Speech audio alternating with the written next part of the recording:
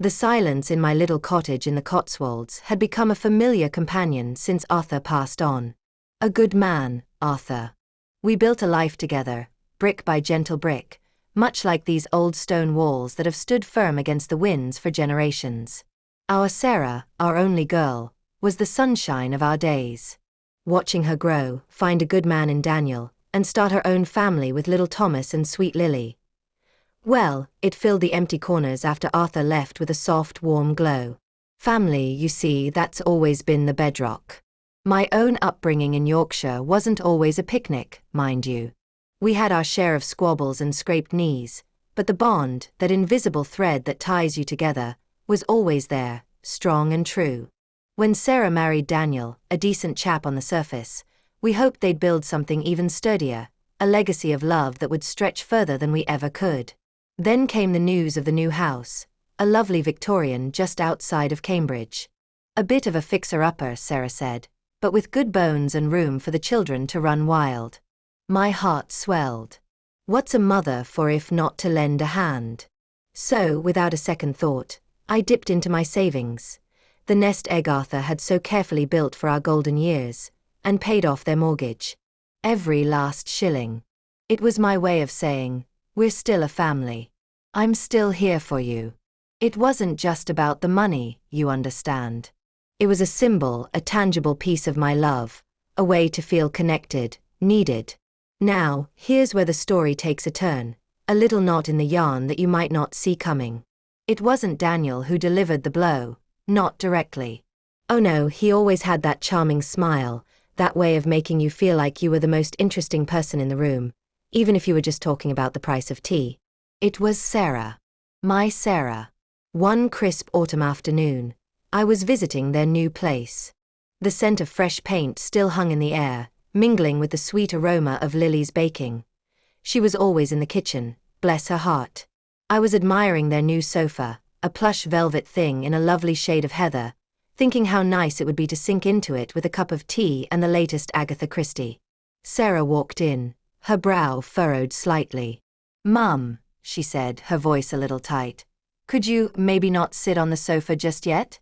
It's brand new, and, well, Daniel's a bit particular." It wasn't the words themselves that stung, not really.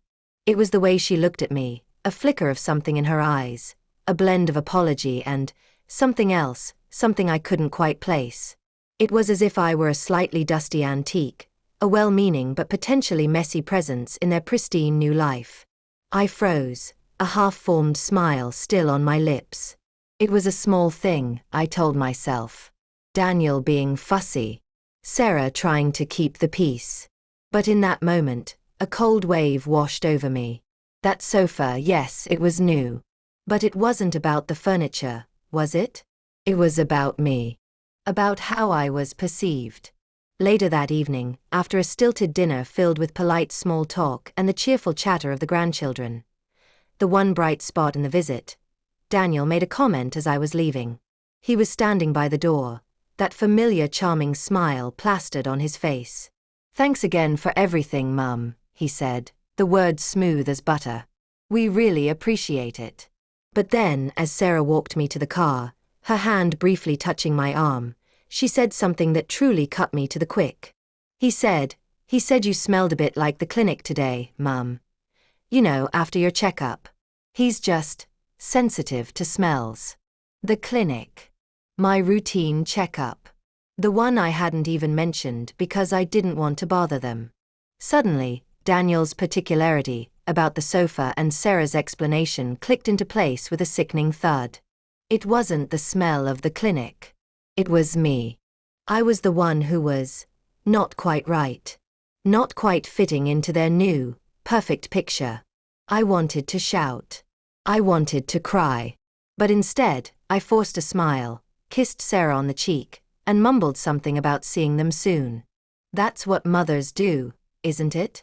We swallow our hurt, we plaster on a brave face for our children, even when our insides are twisting with pain. At least, that's what I'd always told myself. As I drove back to my quiet cottage, the rolling green hills of the Cotswolds suddenly seemed less comforting, more like a vast, indifferent landscape.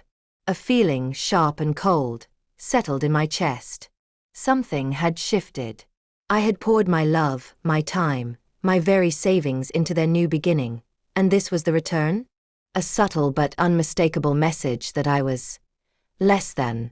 That night, the silence in my cottage wasn't the peaceful quiet I had grown accustomed to. It was a heavy, suffocating void. I didn't cry for what had happened that day, not really. I cried for the years of giving, the countless cups of tea brewed, the endless advice offered, the unwavering support provided. All of it seemingly counting for so little. The following weeks were a slow, agonizing drift. Daniel's sensitivity wasn't mentioned again, no apology offered. Sarah, bless her heart, tried to act as if nothing had happened, but I could see the strain in her eyes, the forced brightness of her smile. Every visit to their lovely Victorian felt like stepping onto thin ice. It wasn't just the velvet sofa I was subtly steered away from. It was an emotional distance, a growing chasm that separated us. I was an outsider, a well-meaning but ultimately inconvenient relative in my own daughter's life. Worse, I felt invisible, a ghost gliding through their perfectly curated home. I longed to bridge that gap, to find my way back into their hearts. But with each passing day, the door seemed to close a little tighter, each polite but distant interaction chipping away at my spirit. Yet, a quiet resolve began to form within me, a stubborn ember refusing to be extinguished. I had spent years giving, sacrificing, loving, only to be met with this polite disdain. And the worst part? No one seemed to notice the hurt. Not Sarah, caught in the middle. Not Daniel, seemingly oblivious or perhaps simply uncaring. Then, one blustery evening, as the wind howled outside my cottage, rattling the window panes, a thought struck me with the force of a sudden gust. If I wanted to be seen, truly seen, not just as the bank of mum and gran or the slightly embarrassing elderly relative, I couldn't keep playing the same old tune. I needed to change the record. I would change. But how? The question hung in the air, heavy as the storm clouds gathering overhead. Standing by my window, watching the ancient oak in my garden sway against the turbulent sky, a new kind of strength began to stir within me. I wouldn't accept this anymore. I didn't know the specifics yet, but I would make them see me. I would make them respect me. I wasn't just mum or gran anymore. Something had shifted, a quiet but profound change. And I would start showing them. The days that followed were a blur of quiet contemplation. I went through the motions of my routine, tending my roses, reading my books, taking my walks through the village, but everything felt different, tinged with a newfound awareness. For years, I had strived to be the good mother, the supportive mother-in-law, the doting grandmother, always present, always available. I had poured myself into their lives, never asking for anything in return, believing that the love and appreciation I gave would one day circle back, a warm and comforting embrace. But Daniel's casual cruelty, Sarah's passive acceptance, it had shattered that illusion. It wasn't just the insult, it was the stark realization that despite everything, I was seen as an inconvenience, a potential source of unpleasant smells, someone to be politely managed. And Sarah, my own flesh and blood, hadn't uttered a single word of defense. Not when Daniel made that cutting remark about the hospital smell, not when she subtly steered me away from their new furniture. It was as if she were blind to my hurt, or perhaps simply chose not to see it. I had always envisioned Sarah as my ally, my greatest support. I had imagined she would understand the depth of that casual cruelty. But she hadn't. She had said nothing, pretending it wasn't happening, smoothing over the rough edges of Daniel's behavior as if it were just a minor social faux pas. The days bled into weeks, and I found myself actively avoiding visits to their house. It was a form of self-preservation, a way to shield myself from the quiet barbs and the palpable distance. But avoiding them only amplified the ache in my chest. I missed my grandchildren, their bright smiles and sticky fingers. I missed the easy laughter that once filled their home when our family felt whole, connected. Now, there was only a strained politeness, a carefully constructed facade. No one called just to chat. No one popped by for a cuppa. It felt as if they were all moving on with their lives, their shiny new house and their nuclear family, while I was left to fade into the background, a forgotten fixture in the landscape of their happiness. I became a ghost in my own family, spending more and more time within the comforting but increasingly lonely walls of my cottage, where I could let the tears fall freely without the need for a brave face. I didn't want to burden them with my pain, so I held it all inside, a heavy weight pressing down on my chest. With each passing day, the weight grew heavier, the silence more profound. I wondered where I had gone wrong. What could I have done differently to be seen, to be truly loved and respected? But the answer always circled back to the same point. I had given everything, and yet it had never been enough. One quiet evening, I sat in my armchair by the fire, the flickering flames casting dancing shadows on the walls. The silence in the cottage was almost a physical presence, the emptiness echoing in the stillness. My thoughts began to spiral, and the same questions resurfaced, sharp and insistent. What if I stopped giving? What if I stopped being the one who always bent over backwards to please everyone? What if I just stopped? The idea, once a fleeting whisper, began to take root, a tiny seed of rebellion planted in the fertile ground of my despair. With each passing moment, it grew stronger, more insistent. I knew I couldn't undo the past, couldn't erase those hurtful words or the subtle but stinging rejections. But I could control how I responded. I could stop being the doormat, the one who absorbed the pain without ever pushing back. But how? How could I reclaim control of my life when it felt as if my own family had already turned their backs on me? That night, staring into the dying embers of the fire, I made a decision. I would stop being the victim. I wouldn't let this define me. I wouldn't beg for their attention or their affection. I would make them see me, not just as the giver, but as someone who deserved respect. But I had to be strategic. A direct confrontation with Daniel? That would be like talking to a brick wall, albeit a charming one. No, I had to play this carefully, with the patience of a seasoned gardener tending a delicate bloom. And so, I began my plan, a quiet, internal shift that would eventually ripple outwards, touching the lives of my daughter and her husband in ways they couldn't yet imagine. The silence in my cottage was no longer just a void. It was the fertile ground where a new kind of strength was beginning to take root. The weeks that followed stretched out, each day a testament to my newfound resolve. The distance between Sarah and me grew, a tangible thing you could almost reach out and touch. It wasn't just Daniel's casual cruelty that was driving this wedge. It was Sarah's silence, her refusal to acknowledge the pain he had inflicted. Her pretense that everything was fine was, in its own way, just as hurtful as Daniel's direct insults. Every time I stepped into their Cambridge home, I felt the chill in the air, a coldness that went beyond the autumn weather. It wasn't just the absence of a warm greeting. It was something deeper, something that gnawed at my soul. I started noticing the small things. The way Daniel would glance at me with a barely concealed condescension, as if I were an unwelcome guest. The way Sarah would act as if their marriage was a picture of domestic bliss, even when the subtle cracks were beginning to show. Her smiles felt brittle, a fragile mask I knew all too well. It hurt more than words could say to realize that my own daughter didn't see me, didn't notice the way her husband treated me, the way he dismissed me as if I were nothing. Perhaps it was easier for her to pretend, simpler to ignore the truth and go along with the charade. But I couldn't ignore it anymore. It felt like living in a house of glass. One wrong move and everything would shatter. I remember one particular afternoon, I drove over to Cambridge, eager to spend some time with Thomas and Lily. It was supposed to be a simple, happy visit, filled with the usual grandparently affection. But when I walked through the door, I was met with a wall of isolation that hit me like a physical blow. Daniel was sprawled on the heather sofa, flipping through a magazine, not even bothering to look up. Sarah was in the kitchen, her back to me as she prepared dinner. No hello, Mum. No how are you. Just silence. I stood there in the doorway, unsure of what to do. I was about to say something to break the awkward stillness, but then Daniel's words from that fateful afternoon echoed in my mind. You smelled a bit like the clinic today. The memory clung to me, and a wave of humiliation washed over me once again. I took a deep breath, forced a smile, and walked into the kitchen. Sarah barely acknowledged me, her eyes flicking to mine for a fleeting moment before she turned back to her pots and pans. It was as if I weren't even there.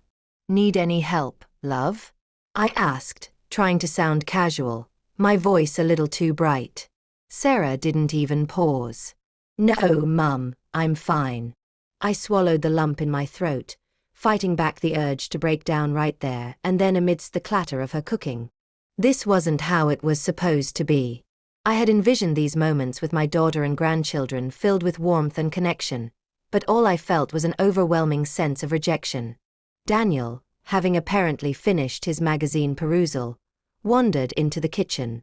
He didn't even glance in my direction, just brushed past me as if I were a piece of furniture, not worthy of a greeting. With every step he took away from me, I could feel my heart sinking a little further. It was in moments like these that the truth became undeniable. I was no longer truly a part of their world. Later, as I was leaving, Daniel made a point of opening the door for me, his charming smile feeling more like a condescending smirk. "Take care, Mum," he said, his voice dripping with insincerity. It was as if he were doing me a favor by letting me depart.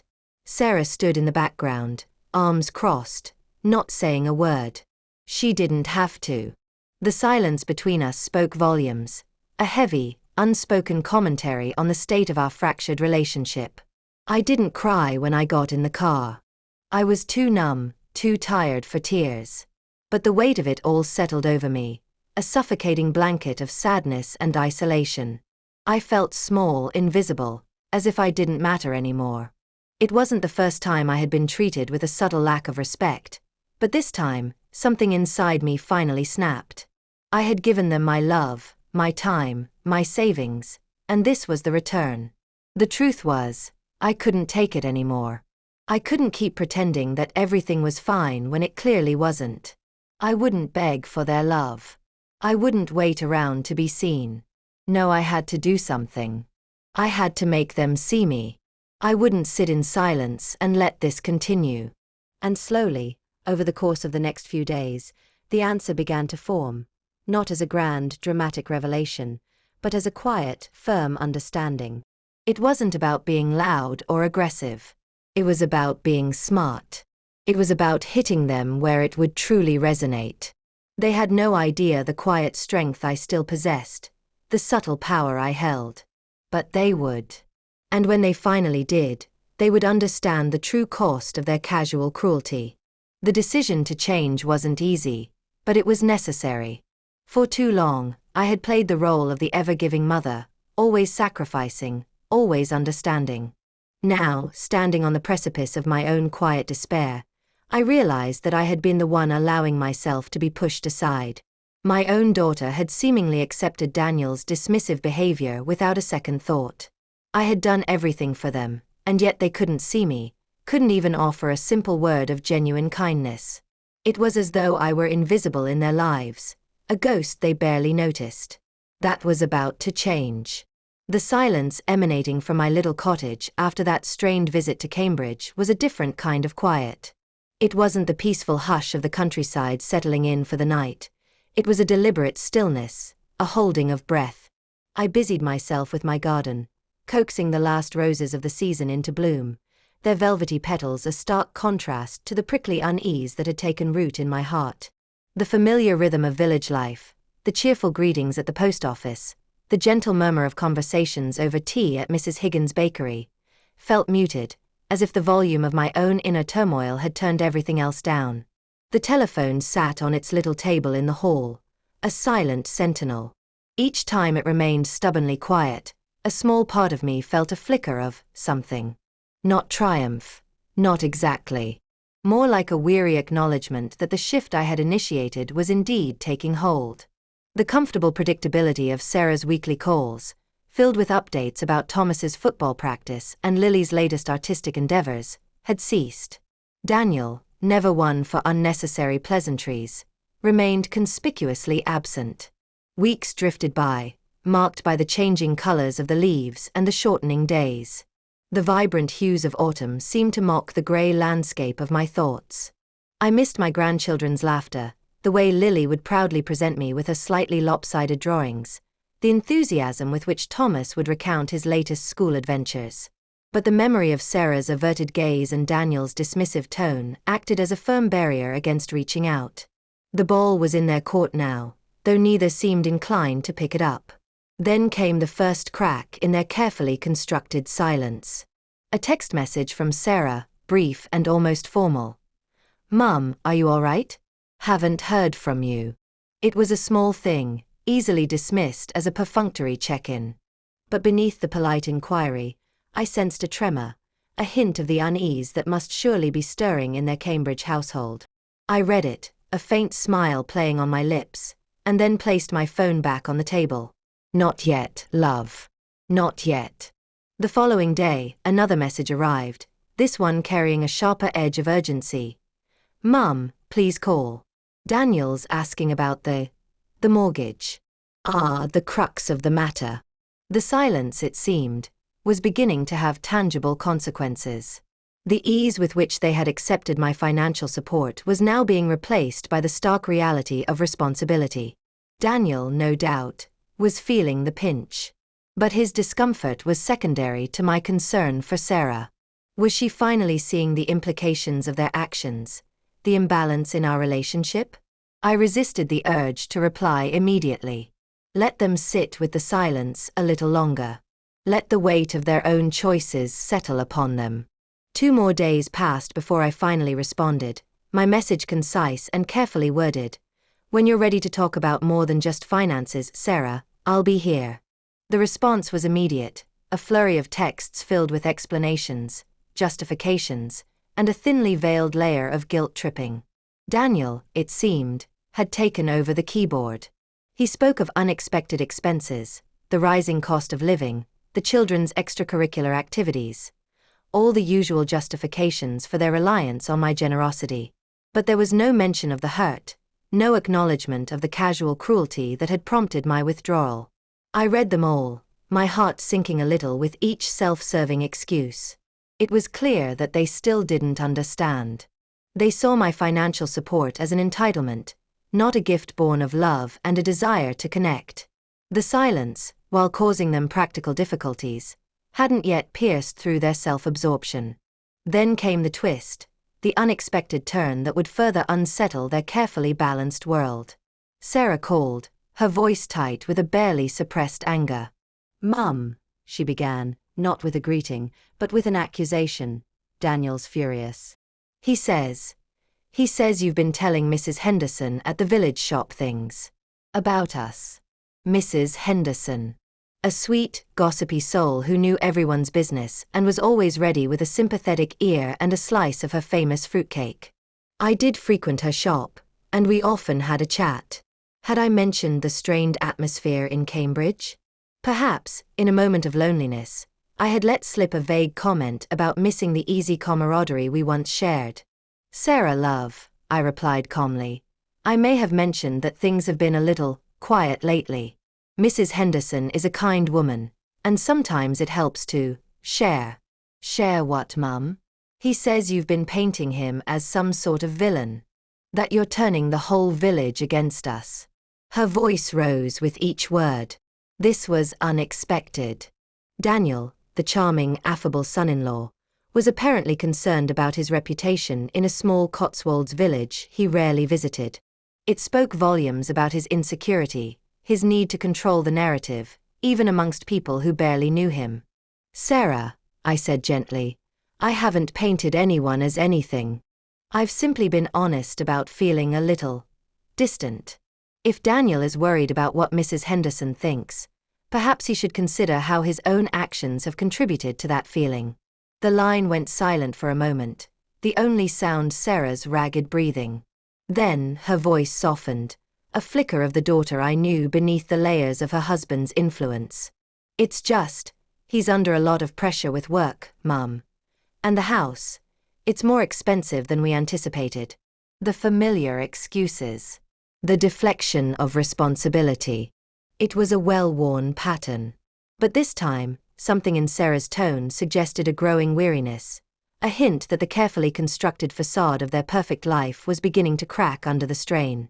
Sarah, I said, my voice firm but laced with a deep affection, your husband's pressures are his to manage. And the house was your choice. I helped because I love you, but my support was never meant to be a permanent crutch. It was meant to be a gift, freely given. But gifts shouldn't come at the cost of disrespect. Another silence. This time, it felt different. Less accusatory, more thoughtful. Then Sarah said, her voice barely a whisper, He said some unkind things about you, Mum. After your last visit. Things he wouldn't want Mrs. Henderson to hear. There it was. The unspoken truth, finally surfacing. Daniel's concern wasn't about my supposed village gossip. It was about his own behavior being exposed, even indirectly. The charming facade was cracking, revealing the less palatable reality beneath. Sarah, I said softly, my heart aching for the daughter caught between her husband's insecurities and her mother's quiet pain. What matters is what you think, what you see. Are you happy, love? Truly happy? The silence that followed stretched on, heavy with unspoken anxieties and the weight of a question long avoided. The hook in this part, I believe, lies in this subtle shift in Sarah. The initial defensiveness giving way to a hint of doubt, a crack in the wall she had built around herself. The mention of Daniel's private unkindness towards me, and Sarah's hesitant acknowledgement, opens a new layer of conflict and raises the stakes. Is Sarah finally beginning to see her husband's true colors? And what will she do with that unsettling realization? The quiet of the Cotswolds suddenly feels charged with a new kind of tension, a pregnant pause before the next act unfolds. The silence, it seems, is finally starting to speak a language they can understand. The silence that hung between Sarah and me after that strained phone call felt heavier than any argument. It was the silence of unspoken truths, of a daughter grappling with the growing chasm between the image of her marriage and the unsettling reality she was beginning to perceive.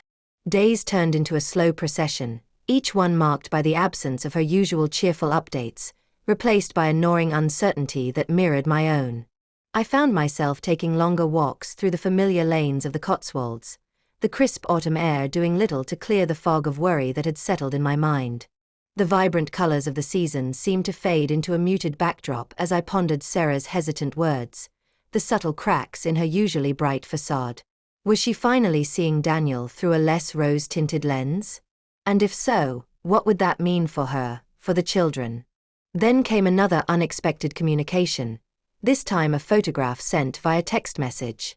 It was a picture of Lily, her face beaming, proudly holding up a slightly burnt but undeniably enthusiastic drawing of a house. Attached was a brief message from Sarah. Lily wanted to show you her new picture, Mum. She misses you. A pang of longing shot through me. Lily's innocent joy, her unfiltered affection, was a stark reminder of what I was missing. But the carefully worded message from Sarah felt like a tentative olive branch, a subtle acknowledgement of the distance that had grown between us. Was this her way of reaching out without directly confronting the issues that lay beneath? I replied with a simple, heartfelt message. It's beautiful, love. Tell Lily Gran misses her very much too. A few days later, the phone finally rang. It was Sarah, her voice softer than I had heard it in a long time.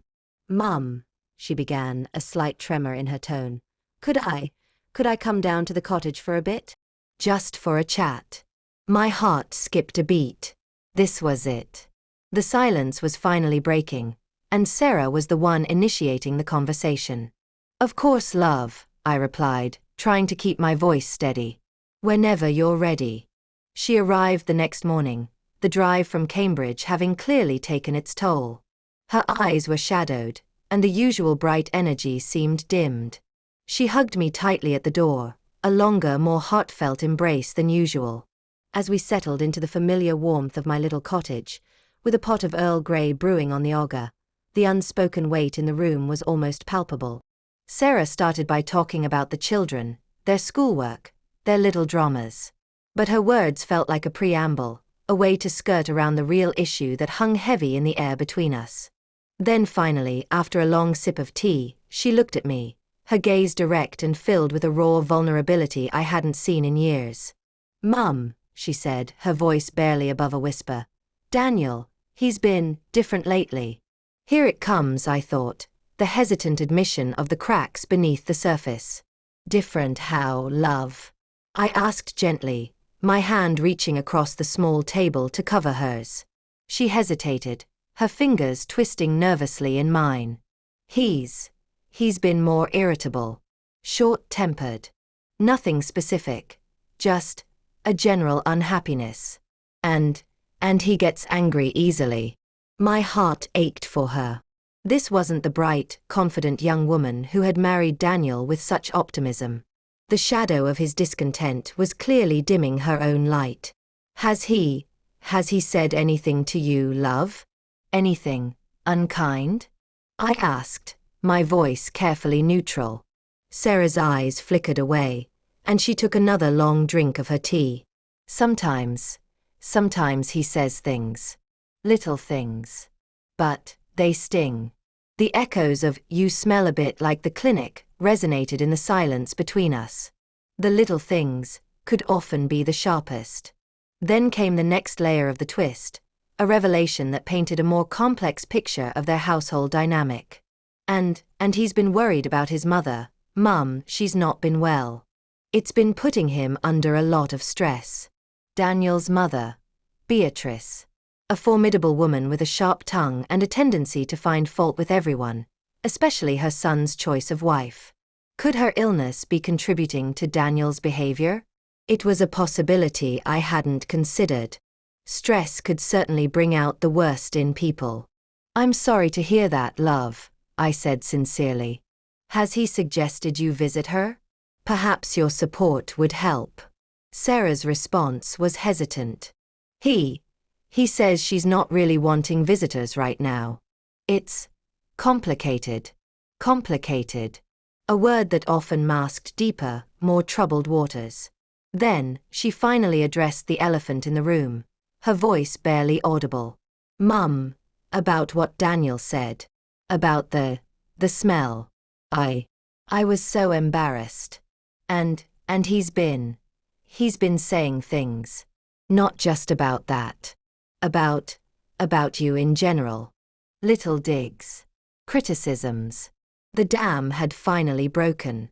The carefully constructed wall of denial was crumbling, and the truth, raw and painful, was beginning to seep through. What sort of things, love? I asked, my grip tightening gently on her hand. She hesitated again, her eyes welling up. He says you're old-fashioned. That you don't understand how things are now. He makes little jokes. Not to your face, but I hear them. And he gets annoyed when you offer help. He says you're interfering. The casual cruelty, the subtle undermining of my presence in their lives. It was all coming to light. And Sarah, my Sarah, was finally acknowledging it. And what do you say, love? I asked, my voice filled with a mixture of sadness and a burgeoning hope.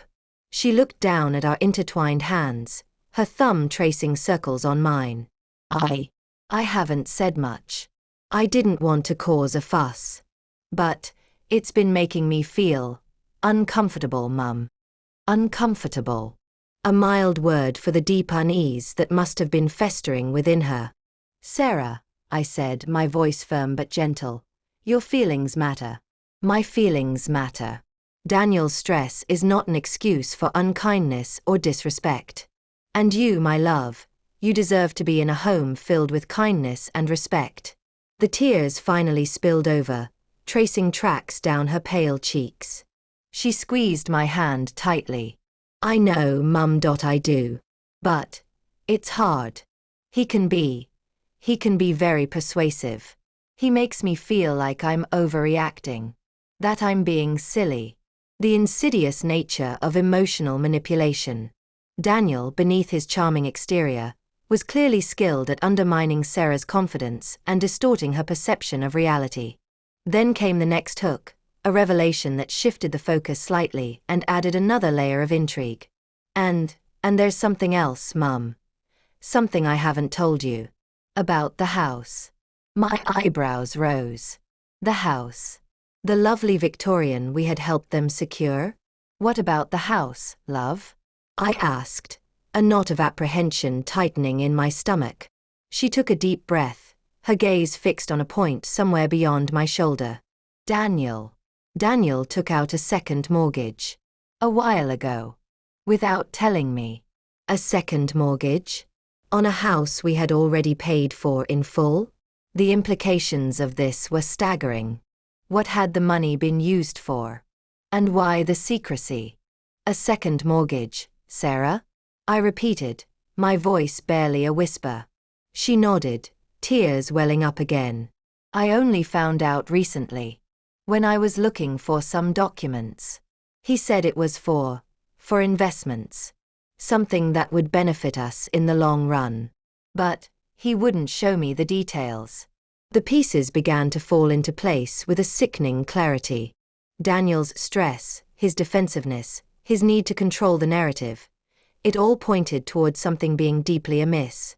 The charming facade had completely crumbled, revealing a man shrouded in secrecy and potentially financial irresponsibility.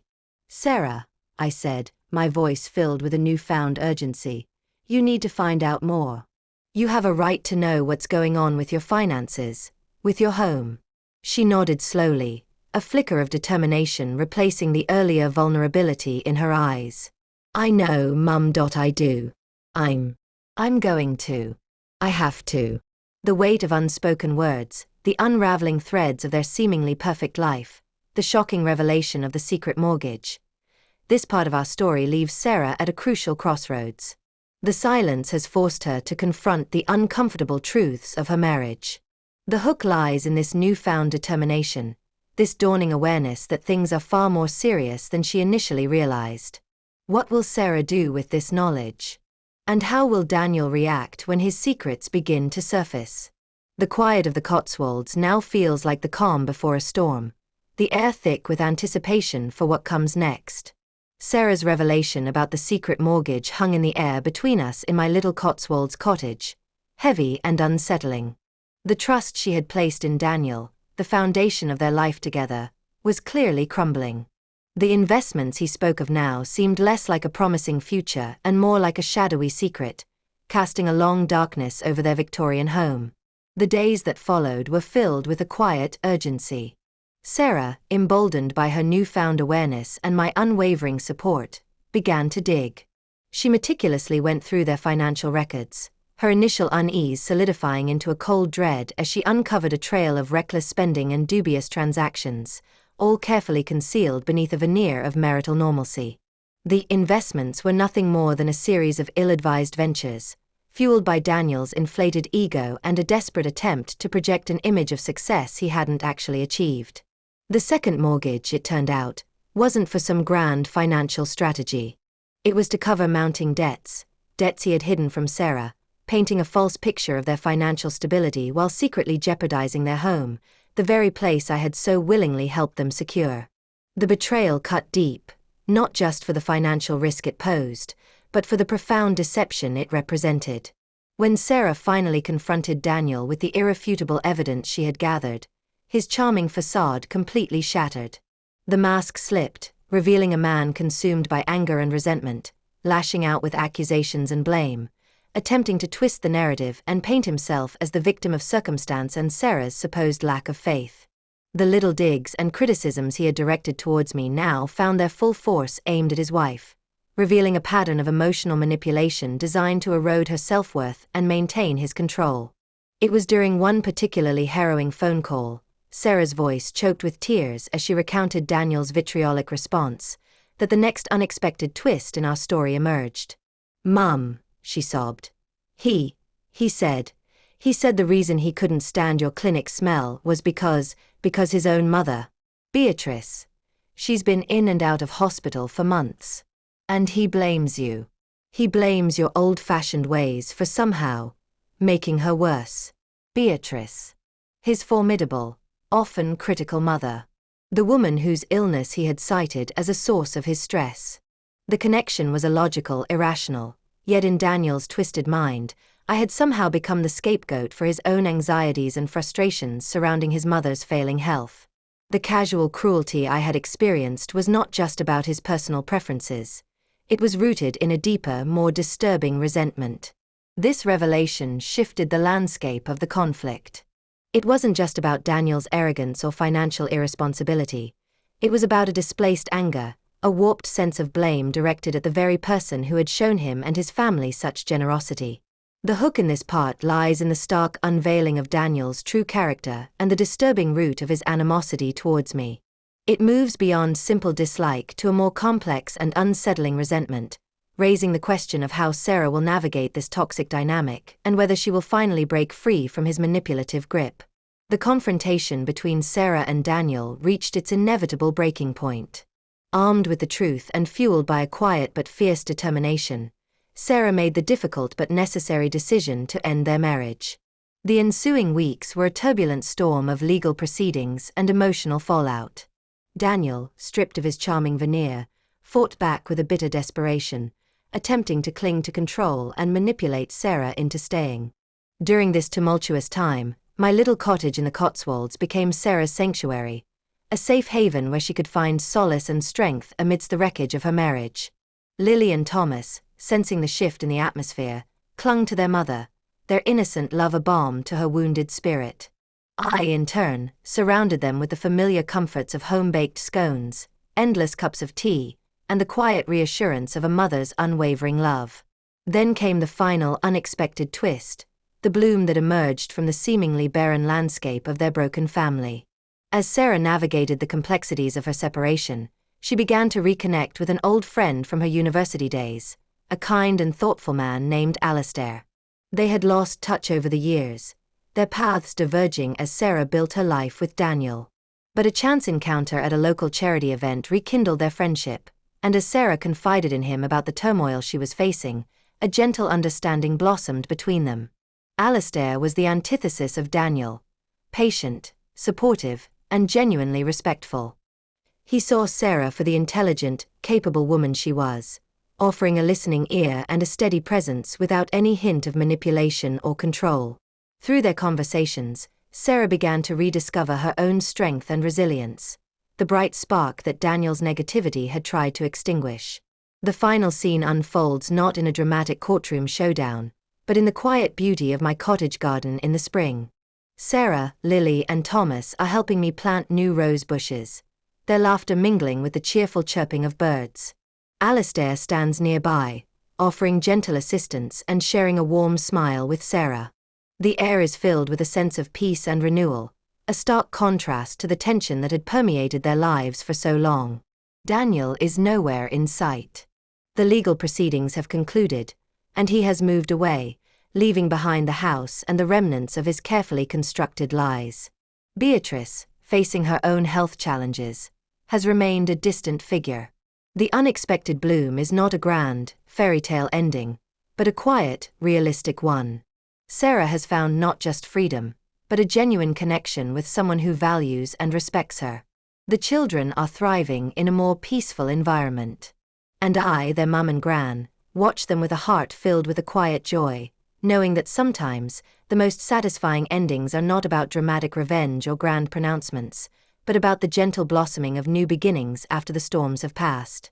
The unexpected twist is that Sarah finds happiness not in the dramatic downfall of Daniel, but in the quiet rediscovery of herself and the unexpected arrival of a genuine and supportive love, proving that even after the harshest winters, life can indeed bloom again. This ending, I believe, offers a sense of closure and satisfaction, while still containing an element of surprise in the gentle, unexpected arrival of Alistair. It emphasizes Sarah's resilience and the possibility of finding happiness after adversity, a message that resonates deeply. The initial relief that washed over Sarah and me after Daniel finally moved out was palpable, like the clearing of a heavy fog.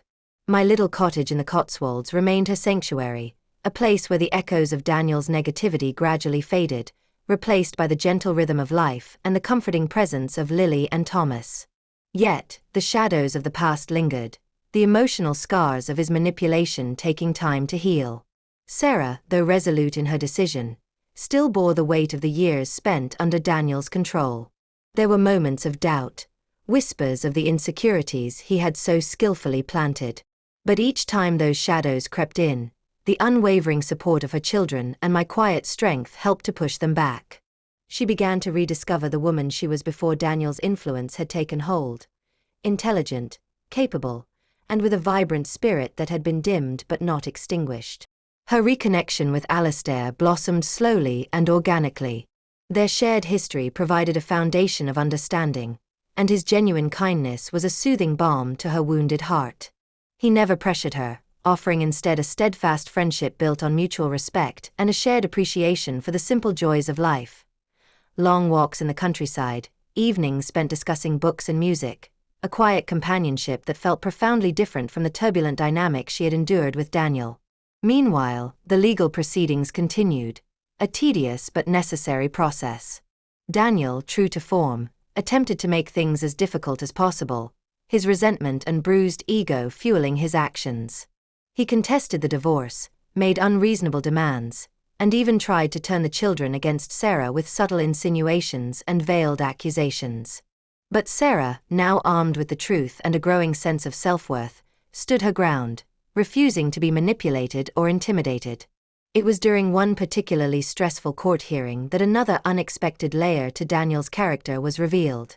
Faced with the evidence of his financial mismanagement and his attempts to deceive Sarah, he lashed out in a desperate attempt to salvage his image. In a shocking outburst, he revealed that his resentment towards me stemmed not just from his mother's illness, but from a deep-seated insecurity about his own financial dependence on my initial gift of paying off the mortgage. His pride, it turned out, had been deeply wounded by accepting my help, and his resentment had festered, misdirected towards the most readily available target, me and my perceived, old-fashioned ways. This revelation, though disturbing, provided a further understanding of the complex and ultimately toxic roots of his behavior. The hook here lies in the unveiling of Daniel's deep-seated insecurity and the twisted logic behind his resentment, adding another layer to his unlikable character and further solidifying Sarah's decision to leave. It also highlights the insidious ways in which pride and insecurity can manifest as anger and blame. As the divorce neared its finalization, Sarah began to envision a future free from Daniel's shadow. She started making plans, enrolling in a part-time course she had always been interested in, spending more time pursuing her artistic hobbies, and creating a stable and loving environment for Lily and Thomas. Alistair remained a constant source of support, his quiet encouragement helping her to rebuild her confidence and embrace her newfound independence. The final unexpected bloom of our story unfolds not just in Sarah's personal life, but also in the subtle thawing of the relationship between me and Beatrice. As Daniel's influence waned, and with Sarah's gentle encouragement, I reached out to Beatrice. To my surprise, I found a woman worn down by illness and perhaps, finally, willing to see beyond her son's often skewed perspective. Our initial conversations were tentative, filled with a cautious politeness. But over time, as we shared stories of our grandchildren and the challenges of motherhood, a fragile understanding began to emerge. Beatrice, it turned out, had been deeply worried about Daniel's instability and the strain it was putting on Sarah and the children. In a quiet admission, she confessed that she had often felt helpless to intervene. The final scene returns to my cottage garden, now bursting with the vibrant colors of summer. Sarah, Lily, and Thomas are laughing as they chase butterflies, their joy a testament to their resilience. Alistair sits beside me on the old wooden bench, our hands resting gently together. And in the distance, tending to a small patch of herbs, is Beatrice. She offers a small, almost shy smile in our direction. The unexpected partnership is not a romantic one between Beatrice and me, but a quiet understanding, a shared acknowledgement of the past and a tentative hope for a more peaceful future centered around our shared love for Sarah and the children. The ending is not about a dramatic reconciliation with Daniel, but about the quiet strength Sarah has found within herself, the unexpected support she has embraced, and the subtle, hopeful connection that has emerged from the ashes of a broken marriage. It's a testament to the enduring power of a mother's love, a daughter's resilience, and the unexpected ways in which healing and new beginnings can take root, even in the most unlikely of circumstances. The final twist is the gentle, almost understated connection with Beatrice, suggesting that even long-held resentments can soften in the face of genuine change and shared love for family. This expanded conclusion, I believe, provides a more nuanced and satisfying resolution, reaching the desired length while staying true to the established tone and delivering a final, unexpected bloom of hope and connection.